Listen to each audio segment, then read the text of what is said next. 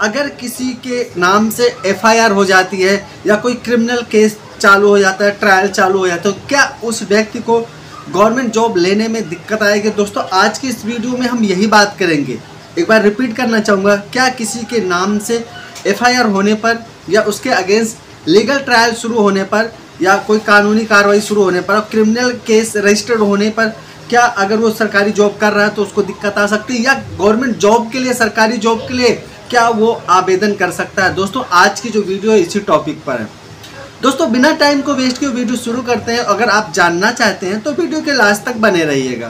दोस्तों, जैसे कि यह बात तो बिल्कुल सत्य है कि अगर कोई व्यक्ति गवर्नमेंट जॉब कर रहा है या गवर्नमेंट जॉब के लिए तैयारी कर रहा है और उसके नाम से अगर क्रिमिनल केस कोई रजिस्टर्ड हो जाता है तो उसको आगे दिक्कत हो सकती है, क्योंकि आप सभी लोगों को पता है कि जब कोई गवर्नमेंट जॉब के लिए अप्लाई करता है तो उसका पुलिस वेरिफिकेशन होता है। अगर उसके नाम से पहले से कोई एफआईआर रजिस्टर्ड है, वो भी क्रिमिनल मैटर रजिस्टर्ड है, तो ऐसे कंडीशन में क्या होगा, उसका तुरंत दिखाएगा, शो करेगा कि हाँ भाई, इनके नाम से तो पहले से कोई क्रिमिनल केस चल रहा है या किसी के कोर्ट में विचाराधीन है।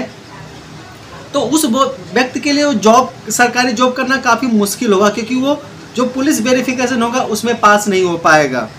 और इसके अलग अलग रूल होते हैं। जो राज्य सरकार होती है उनके अलग वेरिफिकेशन के रूल होते हैं और जो सेंट्रल गवर्नमेंट होती है उनके अलग रूल होते हैं।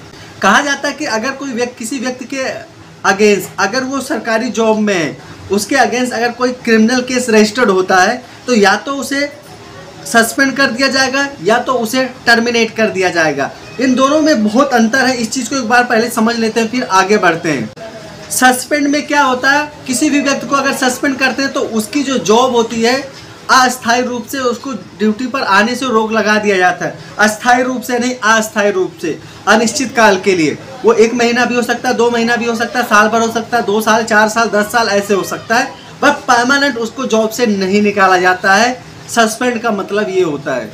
टर्मिनेशन का मतलब होता है उसको परमानेंट यानी अस्थायी रूप से उसको जॉब से निकाल देना।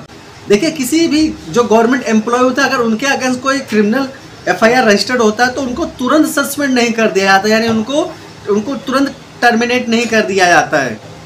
खास तौर पर टर्मिनेशन या सस्पेंड करने की बात तब आती है जहां पर कोई भी ऐसा अपराध होता है जिसमें 3 साल से अधिक का सजा का प्रावधान हो।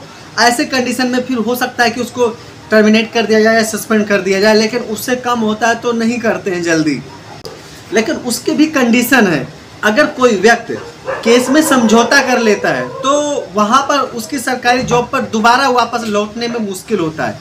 लेकिन अगर उसी कोर्ट द्वारा उसको बाइज्जत बरी कर दिया जाता है तो उसको उस ड्यूटी पर दोबारा आने की जो चांसेस होते हैं काफ़ी ज़्यादा होते हैं। वहाँ पे टर्मिनेशन या सस्पेंड की ऐसी प्रक्रिया कुछ भी नहीं होती है अगर वो कोर्ट से बरी हो जाता है। लेकिन अगर वहीं पर केस को सेटल कर लेता है, दोनों पार्टी मिलकर सेटल कर लेते हैं। सेटल करने का मतलब ये हो गया कि उस व्यक्ति ने अपराध किया था, दोनों के बीच में कुछ समझौता हो गया, उन्होंने सेटल कर लिया, तो वहाँ पे भी उसको टर्मिनेशन या सस्पेंशन का सामना करना पड़ सकता है। दोस्तों, कुछ केस ऐसे होते हैं जिसमें जो कोर्ट होती है नाम मात्र का जुर्माना लगाकर वहाँ पर व्यक्ति को बरी कर देती है। अब जैसे कोई केस हो गया, छोटा मोटा केस हो गया, या वहाँ पर जैसे 250, 300 या 1000-1500 का जुर्माना लगाकर उसको छोड़ दिया। इसका मतलब जिस व्यक्ति के ऊपर केस चल रहा था उस व्यक्ति को दोषी पाया गया, तभी तो जुर्माना लगाया गया, तो वहाँ पर उस व्यक्ति को दिक्कत आ सकती है। लेकिन अगर वो उसी केस में बाइज्जत बरी हो जाता है बिना किसी जुर्माना के, बिना किसी सजा के, तो वहाँ पर उसको ड्यूटी पर वापस आने के चांसेस काफ़ी ज़्यादा होते हैं। काफ़ी ज़्यादा क्या होते हैं, बिल्कुल कंफर्म होता है कि उसको ड्यूटी पर वापस बिल्कुल लिया जाएगा। लेकिन अगर केस सेटल होता है या केस कोर्ट के द्वारा छोटा मोटा जुर्माना लगाकर उसको छोड़ दिया जाता है, तो इसका मतलब ये हुआ कि उस पर्टिकुलर मामले में वह व्यक्ति दोषी पाया गया है, इसीलिए उसको जुर्माना लगाया गया। तो वहाँ पर उसको रिलीफ मिलना मुश्किल होता है और वहाँ पर ऐसे जो गवर्नमेंट एम्प्लॉय होते हैं उनको टर्मिनेशन या सस्पेंशन का सामना करना पड़ सकता है। अब जैसे उन लोगों के बारे में बात करेंगे जो लोग गवर्नमेंट जॉब की तैयारी कर रहे हैं, तो आप लोग को बताना चाहूँगा, नए कानून के हिसाब से अगर कोई व्यक्ति किसी भी क्रिमिनल केस में उसके अगेंस्ट एफआईआर रजिस्टर्ड होता है या इन्वॉल्व होता है और जिसकी सजा का जो प्रावधान है वो 3 साल से अधिक नहीं होना चाहिए, और उसमें अगर उसके अगेंस्ट कोई कार्रवाई चल रही होती तो वहाँ पर ज़्यादा दिक्कत नहीं। लेकिन अगर 3 साल से अधिक का सज़ा का प्रावधान है तो वहाँ पर उसको गवर्नमेंट जॉब से अयोग्य घोषित किया जा सकता है। वो वहाँ के उस जॉब के लिए, गवर्नमेंट जॉब के लिए एप्लीकेबल नहीं होगा।